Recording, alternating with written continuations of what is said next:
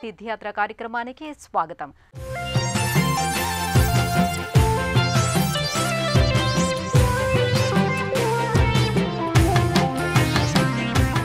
సర్వ వేదాల సారమే శివతత్వం.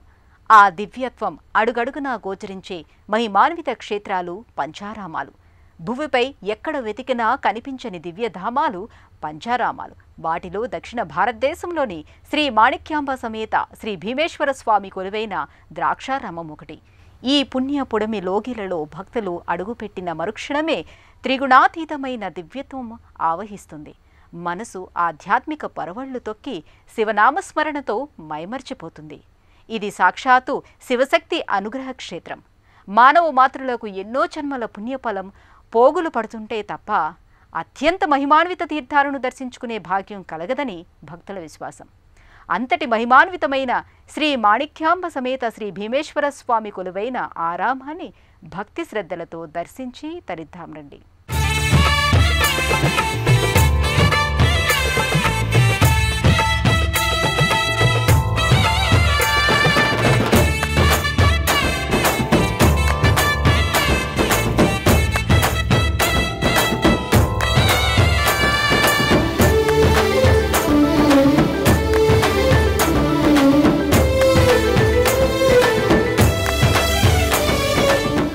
సర్వం శివాత్మకమని తెలిస్తేనే శివతత్వం బోధపడుతుంది.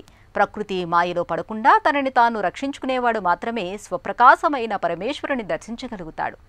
పరమేశ్వరుడు విశ్వంలో లింగస్వరూపుడిగా తన ఏకత్వ రూపాన్ని, నిరాకార గుణాన్ని ప్రదర్శిస్తున్నాడు.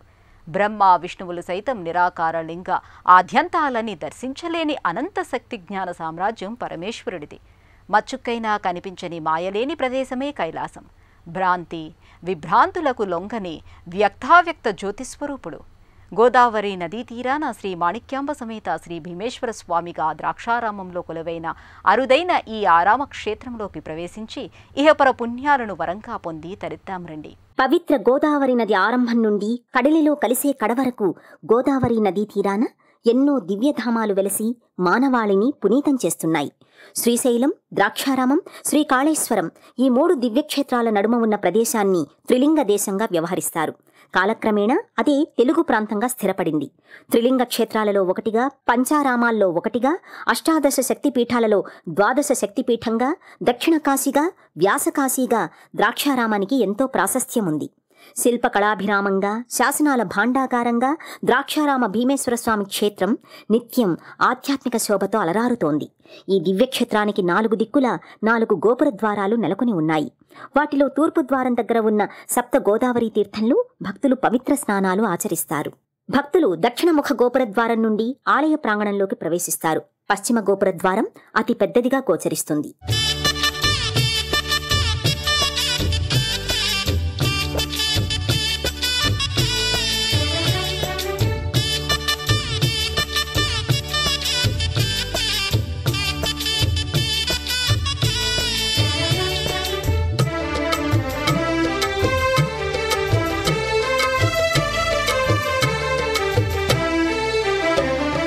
క్రీస్తు శకం 892 నుండి 922 వరకు పాలించిన తూర్పు చాళుక్య వంశస్థుడు చాళుక్య భీముడు ఈ ఆలయ ప్రాకారాలు నిర్మించినట్టుగా చరిత్ర ద్వారా తెలుస్తోంది. అయితే ఆలయం మాత్రం దేవతలే ఒక్క రాత్రిలో నిర్మించారంటారు. సూర్యోదయానికి ముందే ప్రహరీ గోడ నిర్మాణం పూర్తి కాకపోవడంతో ఇప్పటికీ అసంపూర్తిగా ఉంటుంది. అసంపూర్తిగా ఉన్న గోడను నిర్మించేందుకు పలుమార్లు ప్రయత్నించినా కొన్ని నెలల్లోనే నిర్మించిన గోడ కూలిపోవడంతో ఆ ప్రయత్నాలన్నీ విఫలమయ్యాయంటారు.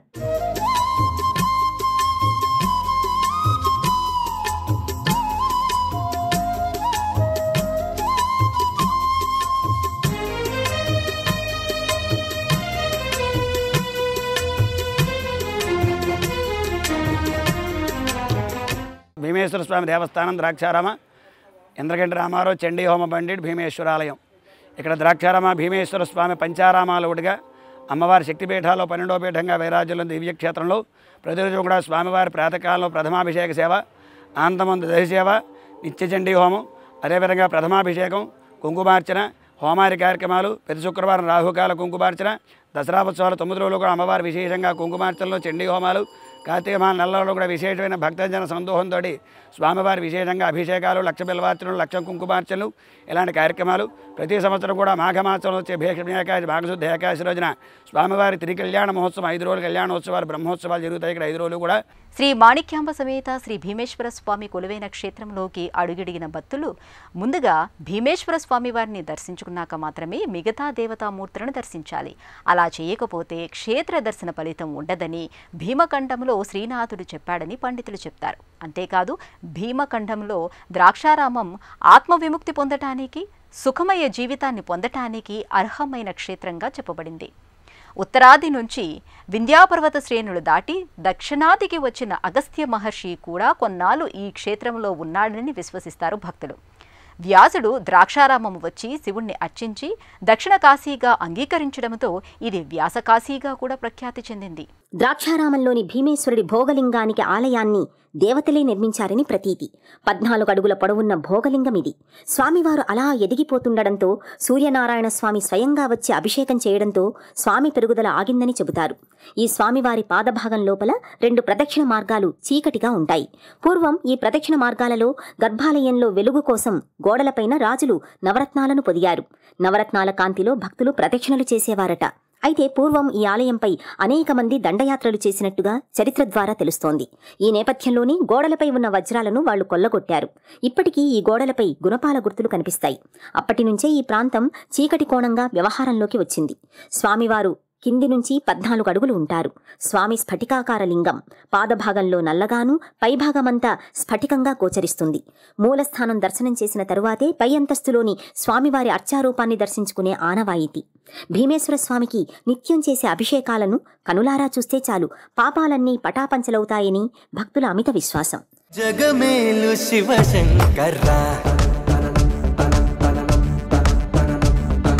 జగమేలు శివశంకర్రా, నువ్వుంటే మాకింక భయమేందిరా.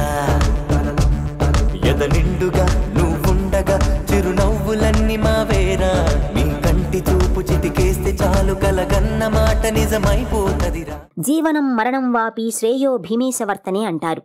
జీవితంలో ఒక్కసారైనా స్వామివారిని దర్శనం చేసుకుంటే జీవించి ఉన్నంతకాలం భోగాన్ని, మరణానంతరం మోక్షాన్ని ప్రసాదించే స్వామి కాబట్టి భోగమోక్ష ప్రదాయకుడు భీమేశ్వరుడు అని ప్రతీతి.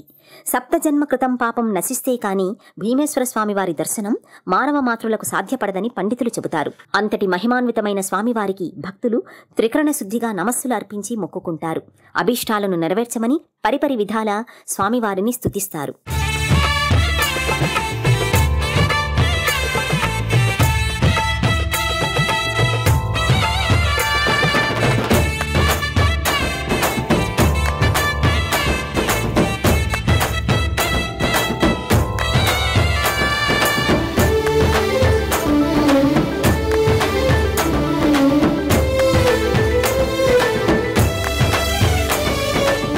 స్వామివారికి ఇక్కడ కళ్యాణం పుట్టినరోజు కార్యక్రమం అతివైభవంగా, జన్మదినోత్సవం భక్తజన సందోహంతో మేళతాళాలతోటి స్వామివారికి రుద్రాభిషేకం, లక్ష బిల్వార్చన, కుంకుమార్చన, బ్రాహ్మణ సమారాధన ఇత్యాది కార్యక్రమాలన్నీ జరుగుతాయి. ఆలయంలో వెలిసిన సుబ్రహ్మణ్యేశ్వర స్వామి మార్గశిరమాసంలో శుద్ధ షష్ఠి నాడు ఈ స్వామివారికి షష్ఠి ఉత్సవం, రాత్రి కళ్యాణోత్సవం జరుగుతుంది. ఈ భీమేశ్వర స్వామివారి దివ్యక్షేత్రం, క్షేత్రపాలకుడు లక్ష్మీనారాయణ స్వామివారి ధనుర్మాస నెలలు కూడా విశేషంగా తులసార్చన జరుగుతుంది. కూడా ధనుర్మాస నెలలు కూడా పూజా కార్యక్రమాలు జరుగుతాయి. శ్రీ మాణిక్యాంబాదేవి ఆవిర్భావం వెనుక 3 పురాణ కథలు ప్రచారంలో ఉన్నాయి. మాణిక్యాంబ అనే పేరు మైనకాంబ అనే పదం నుండి వచ్చిందని ప్రతీతి. మైనకాంబ హిమవంతుడి భార్య మేనకాదేవి కుమార్తె అని కూడా కొన్ని గాథల ద్వారా తెలుస్తోంది. భీమేశ్వర ఆలయానికి ఈశాన్యంలో అమ్మవారు కొలువై ఉంది. ఇది అష్టాదశ శక్తిపీఠాల్లో ఒకటిగా చెప్తారు. సతీదేవిని విష్ణువు తన సుదర్శన చక్రంతో విచ్ఛిన్నం చేసినప్పుడు ఆమె నాభి భాగం ఇక్కడ పడిందని భక్తులు నమ్ముతారు. ఇలా అమ్మవారి ఆవిర్భావ లీలా వైభవం గురించి ఎన్నో కథలు ప్రచారంలో ఉన్నాయి. అంతటి మహిమాన్వితమైన మాణిక్యాంబ అమ్మవారిని కనులారా దర్శించి తరిద్దాం రండి. అమ్మవారి నాభి భాగం ఇక్కడ పడిందని పురాణ కథనం. నాభిని మణిపూర్వక చక్రం అని కూడా అంటారు. అందుకే అమ్మవారికి మాణిక్యాంబ అనే పేరు వచ్చిందని చెబుతారు. అమ్మవారు గర్భాలయంలో విశాల నేత్రద్వయంతో మణిమయ కర్ణకుండలాల శోభతో మేరు శ్రీచక్రంపై నిలిచి భక్తులకు దర్శనమిస్తుంది. ఈ తల్లిని నోరారా దక్షవాటి స్థితాశక్తి విఖ్యాత మాణిక్యాంబిక వరదా శుభదాదేవి భక్తమోక్ష ప్రదాయిని అంటూ స్తుతించి దర్శించుకుంటే చాలు సకల శుభాలు వనగూడుతాయి. శ్రీకాళహస్త్యమ్మ ప్రసూనాంబ, శ్రీశైలం భ్రమరాంబ, ద్రాక్షారామం మాణిక్యాంబ క్షేత్రాలలో కొలువైన అమ్మవార్లను అంబాత్రయంగా పండితులు చెబుతారు. వీరిలో ఏ ఒక్కరిని భక్తి శ్రద్ధలతో దర్శించుకున్నా అష్టైశ్వర్యాలు సిద్ధిస్తాయని భక్తుల ప్రగాఢ నమ్మిక. ఆలసంద్రమందు పుట్టి వైకుంఠమున మెట్టి వేల కాంతులీను తల్లి నీకు మంగళం.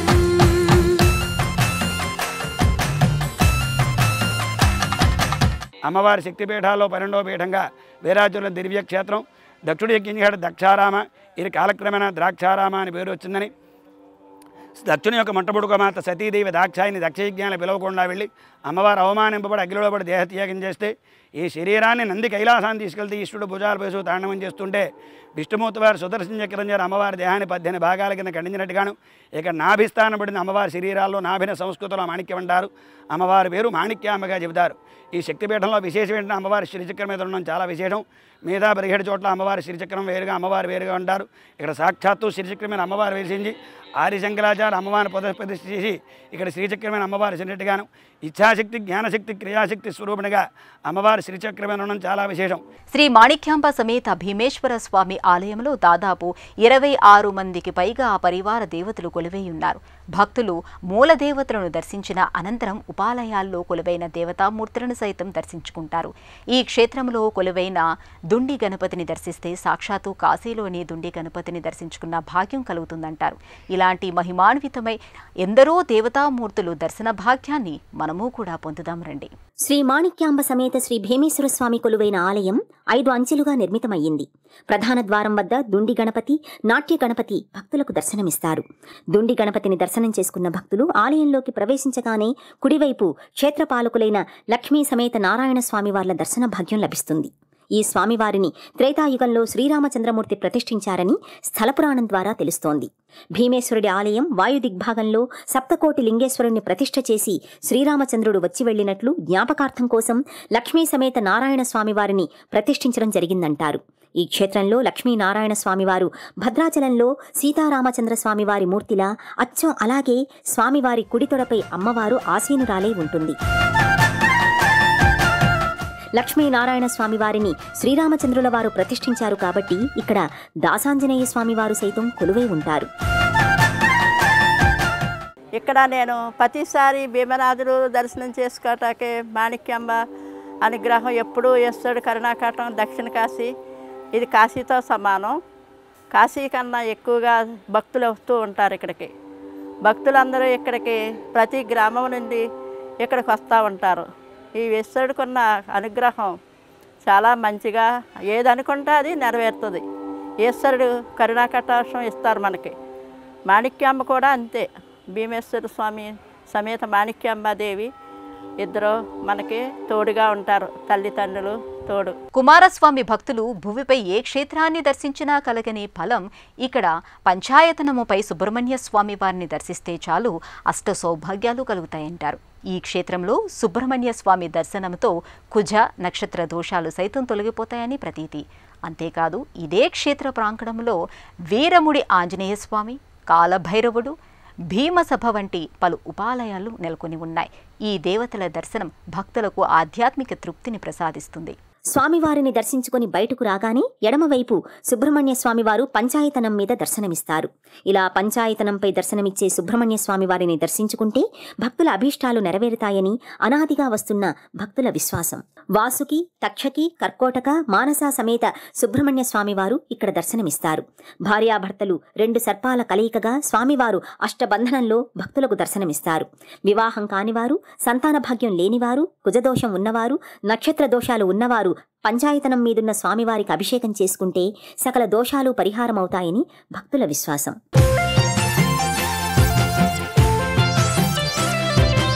ఈ ఇక్కడి నుంచి బయటకు వచ్చిన తరువాత పరమేశ్వరుడి ప్రమథగణాల్లో ఒకరైన కాలభైరవ స్వామి వారు ఎత్తైన స్వరూపంతో ఇక్కడ గోచరిస్తారు.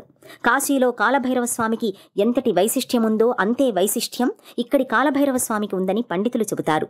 ఈ ఆలయం మొత్తం మీద వైవిధ్యతకు అద్దం పట్టే ఉపాలయం మరొక ఉపాలయం ఉంది. అదే భీమసభ. పట్టిసీమ నుంచి అంతర్వేది వరకు ఉన్న ప్రాంతాన్ని పూర్వం భీమమండలంగా వ్యవహరించారు. జ్యోతిష శాస్త్రం ప్రకారం 27 నక్షత్రాలు, వాటికి గల 108 పాదాలను గణనకు తీసుకుని వచ్చి అన్ని శివలింగాలను మండలాకృతి శివలింగాకృతిపై ప్రతిష్ఠించారు. ఈ మండలం మొత్తం మీద అన్ని రాసుల వారు సుఖంగా జీవించాలని ఈ భీమసభ అర్థంగా పండితులు చెబుతారు.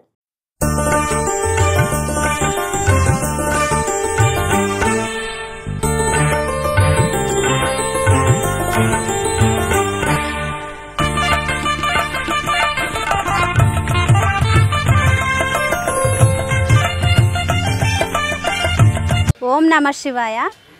ద్రాక్షారం అంటే కాశీ క్షేత్రంతో సమానం. ఇక్కడ ఎంతో మహిమగల శివుడు. ఆయన ఏది కోరినా భోగాలన్నీ ఇస్తాడు. ఐశ్వర్యం, అష్ట ఐశ్వర్యాలు, అలాగే సంతానం. నాకు జీవితంలో జరిగిన సత్యాలు ఇవి. ఎప్పటికీ ఆయన నేను ఎప్పుడు జీవితాంతం నా ప్రాణం ఉన్నంత వరకు మొరవను.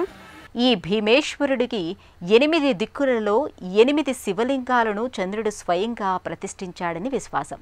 తూర్పున కోలంక, పడమరన వెంటూరు, దక్షిణాన కోటిపల్లి, ఉత్తరాన వెల్ల, ఆగ్నేయంలో దంగేరు, నైరుతిలో కోరుమిల్లి, వాయువ్యంలో సోమేశ్వరం, ఈశాన్య పెనుమళ్ల ప్రాంతాలలో ఈ అష్ట సోమేశ్వర ఆలయాలు ఉన్నాయి. ఈ భీమేశ్వర ఆలయ ప్రాంగణంలో ఇంద్రేశ్వర, యజ్ఞేశ్వర, సిద్ధేశ్వర, యోగేశ్వర, యమేశ్వర, కాళేశ్వర, వీరభద్రేశ్వర లింగాలు దర్శనమిస్తాయి. ఇక తూర్పు, పశ్చిమ, ఉత్తర, దక్షిణ దిశగా ఉన్న ఒక్కో గాలి గోపురాన్ని ఒక్కో అమ్మవారు పర్యవేక్షిస్తున్నట్లుగా స్థలపురాణము వివరిస్తుంది. ఇలా ఎన్నో విశిష్టతలు గల ఈ క్షేత్ర ప్రాంగణంలో ఇంకెందరో దేవతామూర్తులు కొలువై ఉన్నారు. చీకటి కోణంలో సర్పస్తంభం మోక్షాన్ని ప్రసాదిస్తుంది. అలాగే శతాబ్దాల నాటిదైన కోర్కెలు తీర్చే అశ్వత్థ శంకర నారాయణ స్వామి వృక్షం మనకు దర్శనమిస్తుంది. ఈ రావి చెట్టు పాదభాగంలో శివలింగం ప్రతిష్ఠితమై ఉంది. ఇక్కడ ప్రదక్షిణలు చేసినా, పూజలు చేసినా, అభిషేకాలు నిర్వహించినా హరిహరులను ఆరాధించినట్టే అంటారు. ఇక్కడి శివలింగానికి భక్తులు సప్త గోదావరిలో జలాలను తెచ్చి అభిషేకం చేస్తారు. ఇక్కడ నాగప్రతిమలను ప్రతిష్ఠ చేస్తే నాగదోషాలు తొలగిపోతాయని ప్రగాఢ విశ్వాసం. ఇదే ఆలయ ప్రాంగణంలో నటరాజస్వామి, విరూపాక్షస్వామి, చండీశ్వరుడు, మహిషాసురమర్దిని, లక్ష్మీ గణపతి దేవతామూర్తులను దర్శించుకోవచ్చు. ఈ క్షేత్రంలో హోమాది క్రతువులకు ప్రత్యేక హోమశాల కూడా ఉంది. భక్తులు సకల కార్య విజయాల కోసం యాగాది క్రతువులను హోమశాలలో నిర్వహించుకోవచ్చు.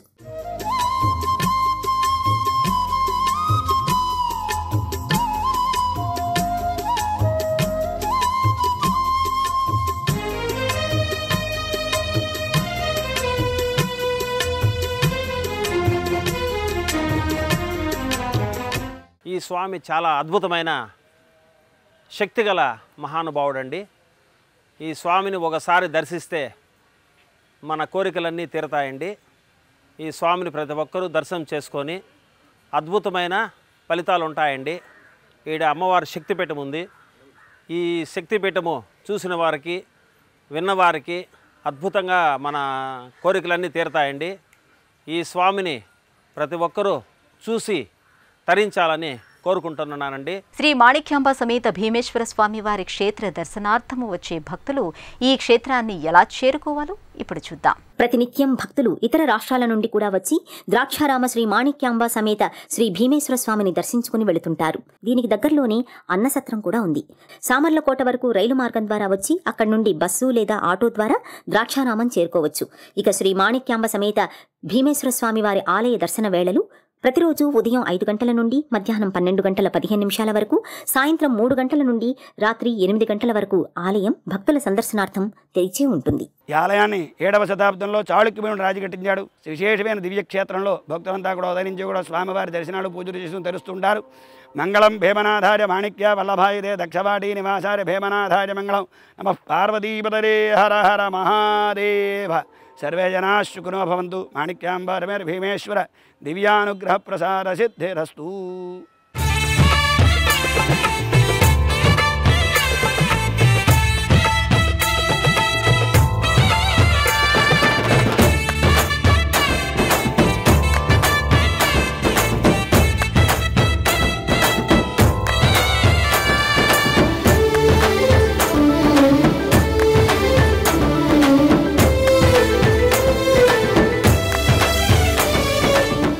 భ్రాంతి లేని చోట మాయ లేదు, మాయలేని ప్రదేశమే కైలాసం అంటారు పండితులు.